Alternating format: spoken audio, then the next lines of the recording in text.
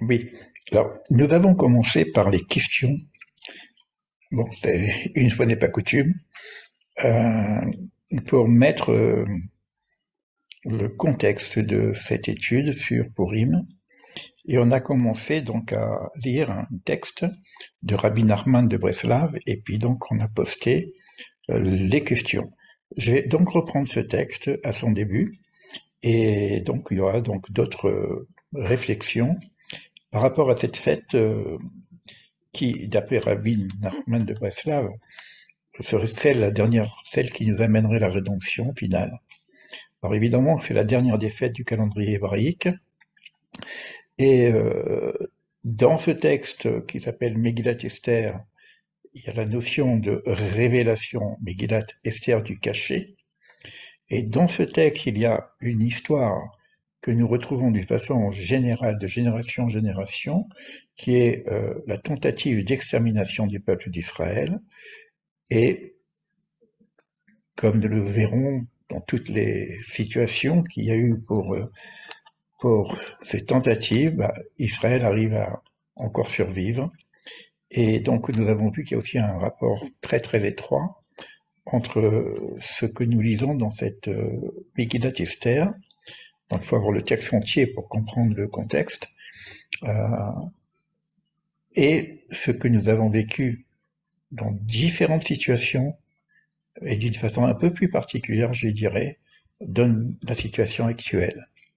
Et nous approchons de Purim, et nous sommes encore dans une guerre, et nous attendons quelque chose quand même qui serait de l'ordre de cette révélation du cachet pour apaiser notre cœur. Voilà pour le départ. Je vais peut-être, euh, ce serait beaucoup mieux de partager l'écran, comme ça au moins vous verrez le texte avec moi pour cette première page. Voilà. Donc nous sommes ici dans le secret, ouais, le secret de Purim selon Rabbi Nachman de Breslav. Lorsqu'on a demandé à Rabbi Nachman le secret du jour de Purim, voilà ce qu'il a répondu. Avant tous les débuts, commençait à Pessah. C'est pourquoi toutes les mitzvot sont accomplies en souvenir de la sortie d'Égypte, mais maintenant. Et puis, et on n'a plus rien. Alors déjà, il faut comprendre que Pessah, c'est-à-dire la fête de la Pâque juive, représente la première fête du calendrier hébraïque, et le mois de Nissan, qui est le mois de cette fête-là, représente le premier des mois. Donc nous avons deux premiers des mois, celui-ci, et Rosh Hashanah, le mois du Tishri. Et évidemment, il s'agit de la libération d'Égypte, mais en même temps on va dire de la naissance du peuple d'Israël et de la libération de l'oppression qu'il y avait dans l'époque avec l'Égypte ancienne. Maintenant, c'est un premier niveau de libération, et c'est vrai que toutes les fêtes que nous faisons sont en rapport avec ce niveau de libération. Il semblerait qu'il y aurait donc un autre niveau de libération dont Rabbi Nachman nous parle ici, puisque cette fête de Purim va continuer après l'ère messianique. Donc peut-être en même temps, dans ce temps de temps messianique, on pourrait dire, même s'il n'y a pas de révélation flagrante du Messie qui est le Messie, etc., il y a des événements qui nous amènent à comprendre que nous sommes, disons, dans la frontière de cet événement messianique.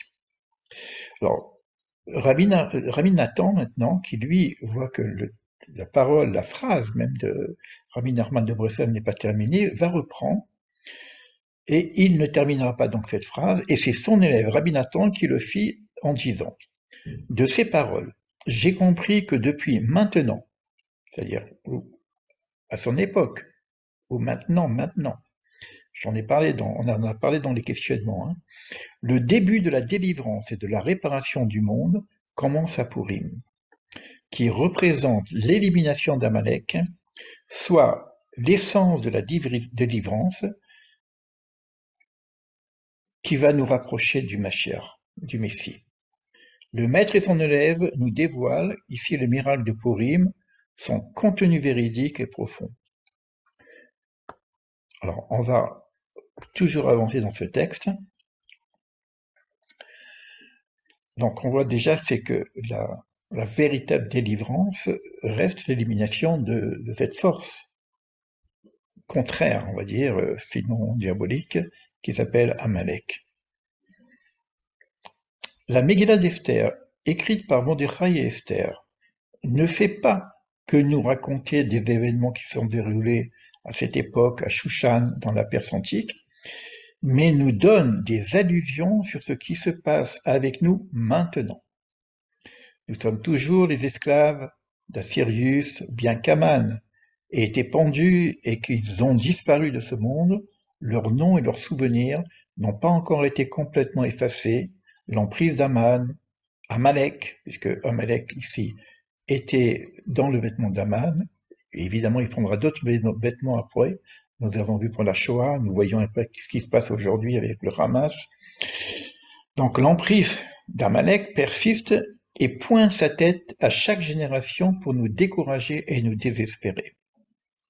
Donc on est bien en pleine actualité. Alors il faut savoir que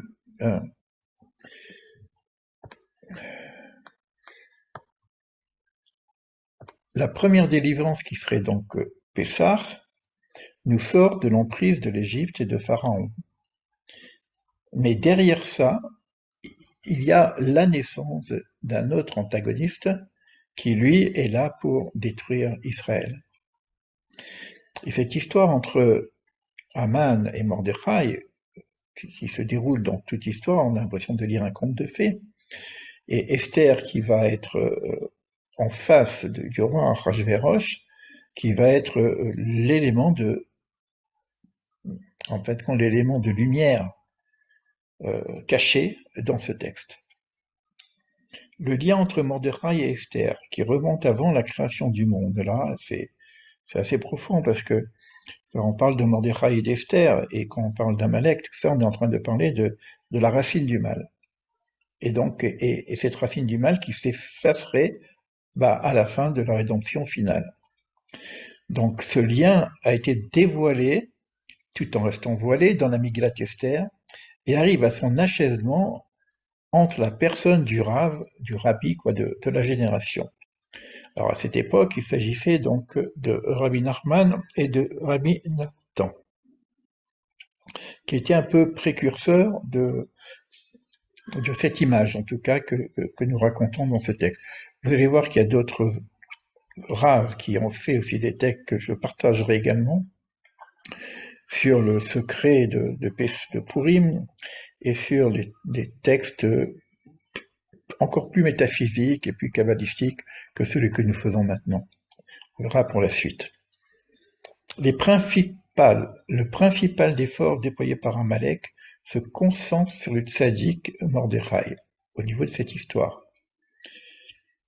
Le rave de bonté qui se tient devant la porte du roi, qui ne se prosterne pas devant l'inacceptable, lui qui n'a rien goûté des plaisirs de ce monde et qui a cassé totalement tous ses désirs et ses pulsions. Amalek est conscient que si le tzaddik, le véritable tzaddik Ahémet, se dévoile aux yeux du monde entier, ce dernier, le monde, c'est-à-dire, sera réparé. Évidemment, Amalek, lui, il est là pour casser, il n'est pas pour réparer. Mais le tzaddik a la force de rapprocher tout individu vers Hachem, vers Dieu, si on ne fait pas écran à lui en le cachant du monde. Donc le travail principal d'Amalek est donc de voiler au monde la lumière du tzaddik, du sage. Et comme cela est envoyé et sort en guerre, on va parler maintenant de Mordechai qui est envoyé et qui sort en guerre. Il y a maintenant l'élève fidèle et loyal qui est Esther. Esther qui se cache dans le paroxysme du voilement, Esther veut dire cacher, en vouant toute son existence à faire la volonté du tzaddik Mordechai, à tel point d'être complètement inclus en lui. Il y a une relation directe entre là actuellement c'est la symbolique du disciple et du maître. Et toute sa tâche consiste à réconforter les cœurs meurtris du peuple d'Israël sur lequel il y avait donc un décret d'extermination, de leur redonner goût à la vie spirituelle et de transformer leur descente en montée et leur péché en bonne action. Donc il y aurait une forme de teshuva qui va se faire pendant cette période-là, de retour à la tradition spirituelle. C'est tout le travail de Purim de contenir la lumière de Mordechai et d'Esther, le tzaddik et son élève, et de la conserver tout au long de l'année, et par le dévoilement d'Esther, permettre au peuple d'Israël de se lier à la douceur de la Torah de Mordechai en se soumettant à ses conseils qui permettent de réaliser la Torah d'Hachem avec joie, car, comme l'explique Rav Abraham ben Rav Nachman, l'union du maître et de son élève permettra au monde une plus grande réparation que celui-ci aurait pu connaître si l'homme n'avait pas mangé du fruit de l'arbre de la connaissance. Ça remonte carrément aux origines. Et là, dans ce contexte de Rabbi Nachman de Breslav, qui est le tzaddik de la génération, évidemment, c'est ce qu'on va mettre en exergue, c'est la relation du disciple et du maître, et du rave en question. Bon, voilà pour la première page, on va avancer sur les autres pages qui ont déjà été faites et que nous allons voir ensuite en débriefing comment avancer sur ce texte et voir les clés que nous pouvons avoir pour pouvoir au moins commencer à goûter de ce secret qui est bien caché dans la Megillat Esther. Il faut prendre le texte entièrement, évidemment, mais là, nous faisons que lire ce texte-là. Voilà, je vais arrêter cet enregistrement et on avance pour la deuxième page. Le sage nous enseigne que toutes les fêtes seront dans le futur annulées, en tout cas réduites, sauf la fête de Purim. Il y a donc une promesse que la lumière de Mordechai et d'Esther brillera éternellement, et tout se fera grâce à l'élève qui fera des élèves, et ainsi se transmettra le souffle du tzaddik à tout jamais. Rabbi Nachman déclare: de nombreux justes ont œuvré dans le monde et ont réparé ce qu'ils ont réparé. Cependant, quand ils ont quitté ce monde, leur œuvre s'est arrêtée. La lumière qu'ils ont transmise au monde ne s'est pas passée de génération en génération. C'est pourquoi je vais faire une œuvre qui restera éternelle et laissera des élèves dans la lumière, s'intensifiera de génération en génération. Et le rabbin de rajouter: au début s'est dévoilé à moi le secret de Purim de manière étroite et cachée, puis Hachem m'a aidé à me dévoiler un secret qui était caché de tout le monde. Mon travail à Purim est de réparer la faute de Korach. Donc là, on commence à nous révéler un petit truc qu'on ne connaît pas. En tout cas, que Rabbi Nachman a reçu. Réparer la faute provenant de la discorde contre le tzaddik de la génération. Alors, si on remet ça à notre niveau, tzaddik de la génération, quel qu'il soit, quel que soit son nom, il porte une valeur religieuse. Il porte une valeur spirituelle. Et nous avons vécu, juste avant 7 octobre, pendant des mois et des mois, une discorde contre le religieux. Donc cette discorde, évidemment, peut entraîner quand même des choses peut-être aussi en rapport avec ce que nous vivons. Il regretta par la suite d'avoir dévoilé ce secret et n'endormit pas toute la nuit. Bon, je ne savais pas que je découvre avec vous, hein. Mais il se consola de n'avoir donné aucune explication à ce sujet. Rabbi Nathan, quant à lui, nous explique que dans le Likutei Halachot de Shabbat, la discorde de Korach contre Moshe, dans Korach, c'est dans la Bible, hein, vous allez avoir une discorde entre Korach et Moïse, qui était le tzaddik de la génération. C'est-à-dire que Korah refusait de voir un maître comme ça prendre le dessus sur le peuple, quoi. Et la guerre de Purim contre Aman et ses hommes ne sont en réalité qu'une seule et unique chose. Avec la force du miracle du jour de Purim qui se dévoile à chaque génération, le Hémet se répand dans le monde et amenuise la force d'Amalek, qui consiste à cacher le nom du sadique et par voie de conséquence celui d'Hachem.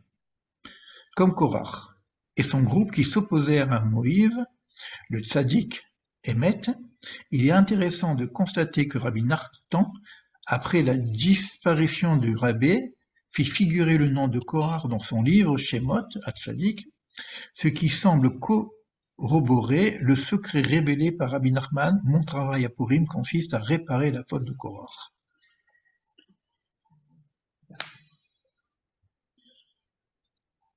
Ouais. Il faudrait qu'on rentre un petit peu peut-être sur cette faute de Korach au niveau biblique, voir un peu ce qui se dit. Bon, ce qui est intéressant quand même, c'est que c'est un peu différent de ce qu'on lit dans la Megillah. Il est vrai que pendant le festin, parce que dans la Megillah, il y a un festin qui est fait par le roi Achashverosh, et il invite tout le monde, tout le peuple. Et bon, c'est la grande fête, quoi.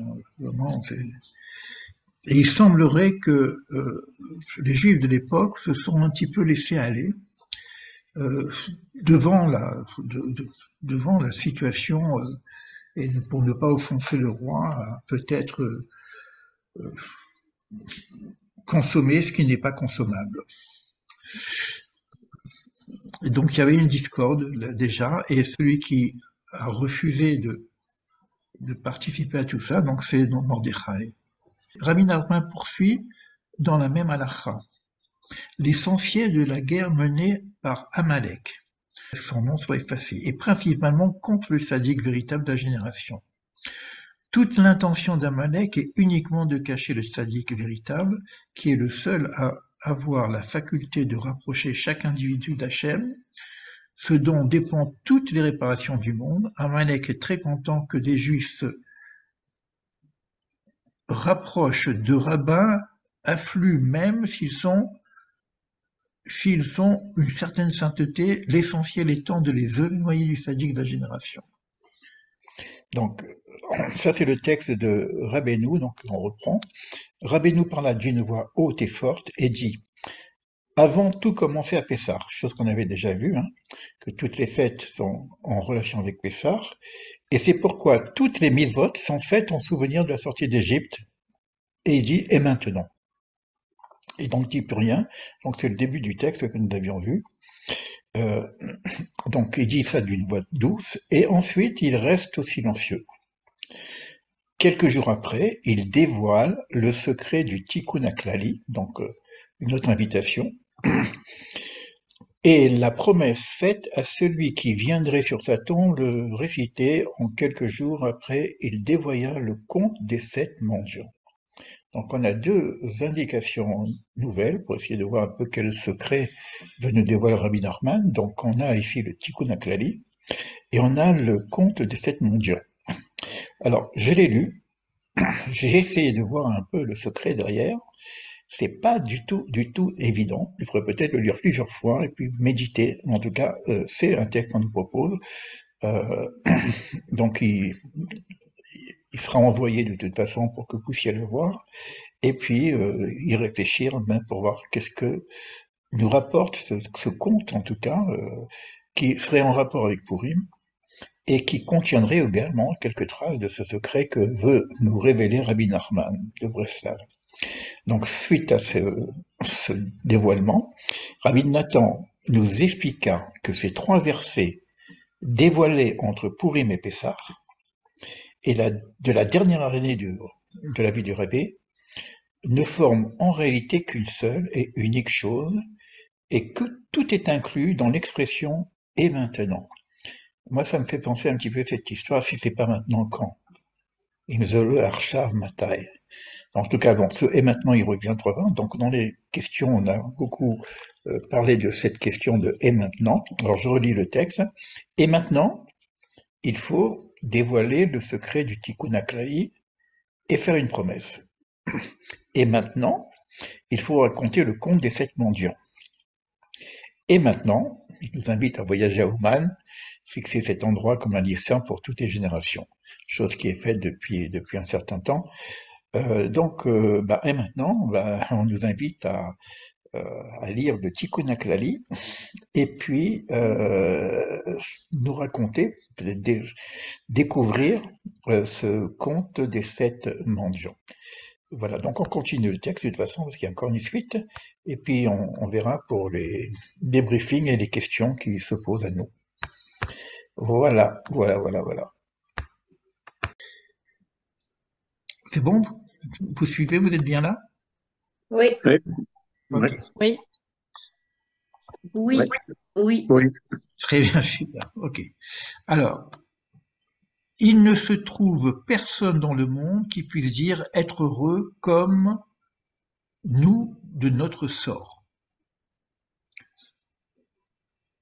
Il ne se trouve personne dans le monde qui puisse dire être heureux comme nous de notre sort. Je prie Hachem pour que nous puissions nous réjouir de cela le jour de Purim, qui plus est, nous avons eu le mérite d'entendre des merveilles incroyables sur Purim de la bouche de Rebbe. Merci Hachem qu'on ait déjà pu se réjouir à maintes reprises de la Sainte Torah de Rabbi Nachman. Il faut remercier de nos jours Hachem encore plus du fait que l'obscurité s'est tellement étendue et que malgré tout nous avons été sauvés du fossé des égarés. On est en pleine actualité. Nous connaissons la vérité. Il y a un berger qui dirige le peuple d'Israël, avec intégrité, simplicité, ainsi qu'avec une grande intelligence. Cependant, pour le libre arbitre, Hachem a caché cette vérité extraordinaire au monde. Or, je ne sais pas quel mérite il a sauvé par quel mérite il a sauvé nos âmes. Donc on est en pleine actualité. Donc on va prendre un texte de l'Ikouté Halachot. Grâce au demi-shekel. Vous savez qu'à Purim, on doit apporter une certaine valeur financière pour racheter notre âme. Et chaque personne de la famille doit le faire. Et on donne ça donc soit une association, soit une synagogue, soit bon, en tout cas c'est quelque chose qui est bien organisé de notre côté. Grâce au demi-shekel que le peuple d'Israël donne pour le Mishkan. À cette époque-là, c'était pour la construction du tabernacle, du Mishkan dans le désert, qui constitue la maison de la prière. Toutes les âmes du peuple se rejoignent et s'unissent ensemble. Il faut donner précisément un demi-shekel et pas un shekel entier, car chaque individu du peuple d'Israël n'est lui-même qu'une partie de moitié et n'a de plénitude que lorsqu'il s'unit avec son ami. C'est une petite somme, un demi-shekel. Toutes les guerres d'Amalek, vous voyez, on retombe donc l'histoire de la guerre d'Amalek, a été entreprise pour exiler et éloigner du rassemblement saint d'Israël les âmes faibles de son peuple. Amalek, il attaque par derrière, il attaque les âmes faibles. Dès qu'il y a un petit relâchement, à ce moment-là, le doute par exemple, Amalek arrive. Le principal miracle de Purim fut la chute d'Aman, descendant d'Amalek, donc on fait tout de suite le lien. Ce miracle a été rendu possible justement grâce au rassemblement du peuple juif dans son ensemble, c'est-à-dire avec ceux qui étaient le plus éloignés. C'est pour ça il y a une grande mitzvah d'écouter la Megillat Esther au milieu d'un public le plus large possible. Donc, dans les mitzvot qu'on fait pendant Purim, c'est déjà le demi-shekel, comme on vient de le dire, et la lecture de la Megillah. Je vous enverrai, pour ceux qui n'ont pas, mais bon, vous le retrouvez dans toutes les Bibles, hein, normalement, c'est le livre d'Esther, hein, mais je vous enverrai un PDF pour que vous puissiez aussi connaître l'histoire. Parce que là, bon, ça s'appelle c'est évident que c'est dans cette Megillah Esther. Écoutez, le mot lui-même, Esther veut dire caché. Megillah veut dire révélé. Donc, si je traduis littéralement ce texte, ça veut dire révélation du cachet. Et on va lire une histoire où on fait du théâtre, des choses, on va lire une histoire très simple, mais bon, dans sa complexité, mais il reste quand même assez simple, le méchant qui veut tuer les peuples d'Israël, etc. Je vous laisserai regarder cette histoire, et il est probable que on puisse le revoir après avoir fait ses études entre nous, de revoir dans le texte lui-même ce qui peut se cacher. Donc, on nous donne un deuxième. L'écouter à la rote encore. Alors là, on voit maintenant, on parle de la délivrance finale. Lors de la délivrance finale, quand le monde verra la grandeur des délivrances que nous avons obtenues au moyen de la prière, alors tout le monde se renforcera dans la prière. L'essentiel de la foi consiste à croire en la force de la prière. Toute la vitalité d'Esther provient de son annulation extraordinaire au tzaddik de sa génération, Mordechai, qui détenait les clés de la prière. La grandeur de la joie de Purim dépend de l'intensité de la conviction que nous avons qu'Hachem entend nos prières, comme il a entendu celles de Mordechai et d'Esther.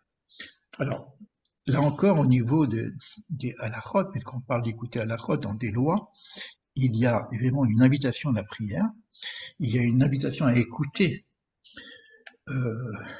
la Megillat Esther, il y a une invitation à apporter ce demi-shekel, il y a une invitation à faire des cadeaux à ses amis. Donc vous voyez, il y a une invitation à se déguiser, il y a une invitation à faire un festin et même de boire un petit peu de vin pour justement arriver à sortir un petit peu de ce que je sais. Ça, c'est les invitations qu'on nous fait.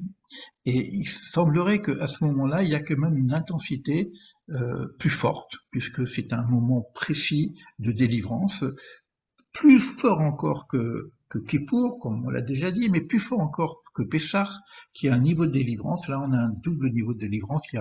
C'est Astir, Estirpani, caché, que je cacherai ma face. Donc, il y a un double voilement. Alors, l'essentiel de la fête de Purim consiste à être joyeux, ça aussi. Donc il y a aussi une invitation à la joie, puisque derrière la joie, il y aurait aussi quelque chose qui nous permettrait de nous vers du nouveau peut-être. Pour toutes sortes de raisons, bien que la joie provienne de l'accomplissement des mitzvot, soit plus grande que celui qui a le mérite de la ressentir, Mordechai, alors Mordechai c'est celui qui est le héros de l'histoire, hein, on appelle. D'ailleurs, c'est la première fois qu'on entend le mot juif proprement dit, puisqu'on dit Mordechai le juif. Mordechai ressentait cette joie intense de proximité avec Hachem lors de l'accomplissement des mitzvot, ce qui lui valut de la jalousie et la haine d'Aman. Cependant, Rabbi Nachman nous dévoile que du fait que la joie se trouve aujourd'hui en exil, il est impossible de ressentir une joie intense d'union avec Hachem sans passer tout d'abord par le biais de plaisanteries. Il s'agit évidemment de faire des blagues qui soient conformes à la volonté d'Hachem. Alors là, on nous donne encore une petite piste que la situation est tellement difficile du fait de l'exil et du fait de ce que nous vivons. À Purim, on boit, on fait un festin et on se raconte des blagues pour égayer la situation et faire en sorte que la véritable joie puisse venir. L'écouter à la chod encore. La nourriture de Purim contient une crainte et une connaissance extraordinaires. C'est pourquoi elle est appelée manot, en référence avec la manne que le peuple d'Israël mangea dans le désert, qui donnait une connaissance d'Hachem extraordinaire, À Pourim, il y a une mitzvah de boire du vin qui rend joyeux et qui donne en ce jour la crainte d'Hachem. Ce que je viens de dire. Certains Breslaveurs avaient pour habitude de dire à Pourim, encore un petit verre, encore un peu de crainte d'Hachem. Donc, évidemment, quand on dit on boit, c'est pour augmenter la joie.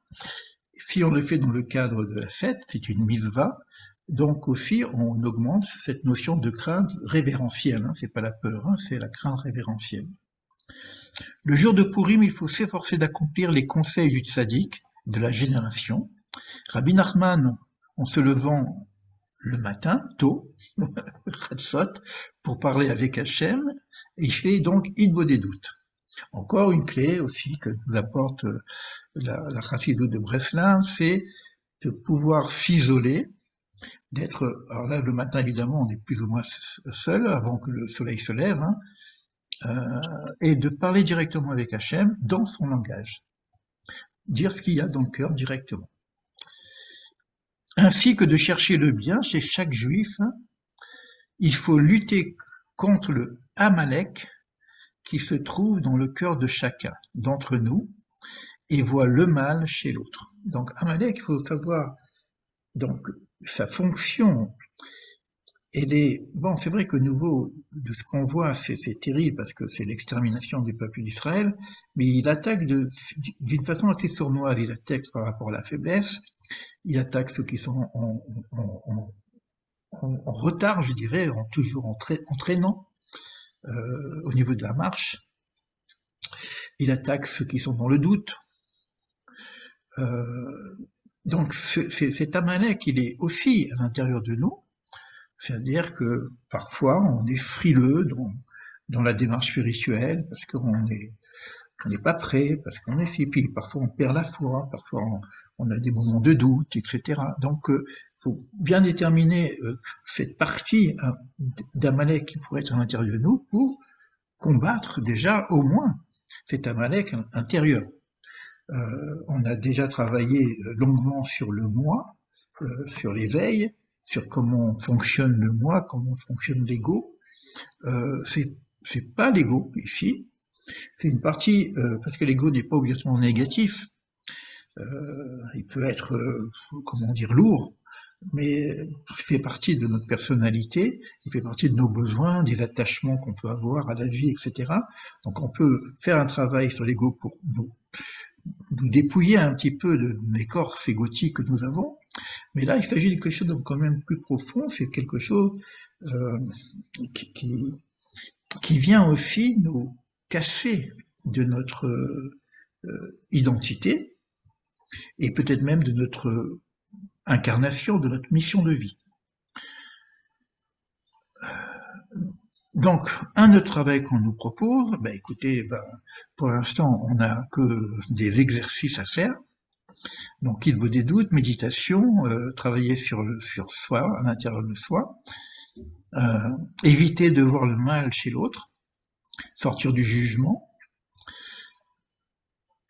Et si on fait cette fête et que dans ce cadre on va boire, il ne faut pas boire pour s'enivrer, il faut boire avec l'intention de se rapprocher d'Hachem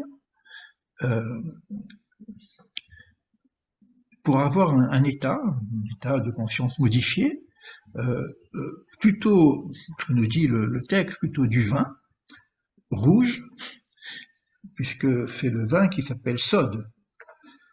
Raïn, ça fait Sod, et Sod, ça fait secret. En définitive, il est possible à Pourim de décrocher une grande réparation en se tenant ensemble unis dans la joie et en s'envoyant ce qu'on appelle les Mishloach Manot, c'est-à-dire des cadeaux qu'on se fait les uns les autres, pour donner à l'autre une partie de nous-mêmes, pour rapprocher les cœurs ou même se réconcilier le cas échéant. Il y a aussi, on fait de la tzedaka, de l'argent, etc. On se partage. On pense aux nécessiteux en donnant des matanot, donc aux pauvres, ce qu'on appelle matanot les evionim, afin qu'ils puissent se réjouir également de la fête. Et la Megillat Esther nous apprend à voir le bien dans toutes les situations, puisque même après un décret d'extermination qui a eu à cette époque, tout est retourné vers le bien. Hachem ne nous abandonne jamais, même dans les pires situations, et celui qui, comme Esther à Malka, suit les conseils du tzaddik de sa génération, vivra de grandes délivrances. Voilà pour le texte de Rabbi Nachman de Breslav.